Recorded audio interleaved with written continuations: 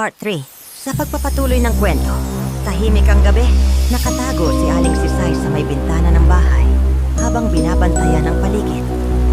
Gusto niyang malaman kung sino ang babaeng sinasabi ng kanyang mga anak. Lumipas ang ilang minuto hanggang sa biglang umihip ang malamig na hangin mula sa likod ng bahay. Unti-unting gumalaw ang mga dahon ng malaking kahoy ng balete. At doon, may nakita siyang isang babae na nakatayo sa ilalim ng puno. Mahaba ang buhok nito, nakasuot ng puting damit, at napakaganda ng kanyang mukha. Ngunit ang pinaka-nakapagtataka, kumakaway ito sa kanya. Nanlamig ang katawan ni Aling Sisay.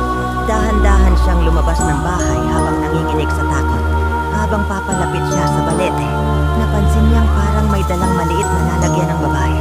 At nang magsalita ang babae, mahina ngunit malinaw ang kanyang tinig. "Huwag kang matakot. Hindi ko sasaktan ang iyong mga anak." Mas lalo pang nagtaka si Aling Sisay. "Sino ka ba?" tanong niya. Ngumiti ang babae, ngunit may lungkot sa kanyang mga mata. "Matagal na akong nakatira sa punong ito. Bago pa itinayo ang bahay na yan." Napansin ni Aling Sisay na ang lalagyan na hawak ng babae ay puno ng pagkain. Pareho ng sinasabi ng mga bata. Ngunit bago pa makapagtanong si Aling Sisay ulit, unti-unting naglaho ang babae sa ilalim ng balete. At sa hangin may narinig siyang bulong. "Bantayan mo ang iyong mga anak dahil hindi lahat ng nakatira sa balete ay mabait."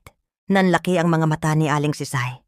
Kung gayon, may iba pa bang nilalang sa loob ng balete? At sino nga ba talaga ang babaeng prinsesa? Itutuloy sa Part 4.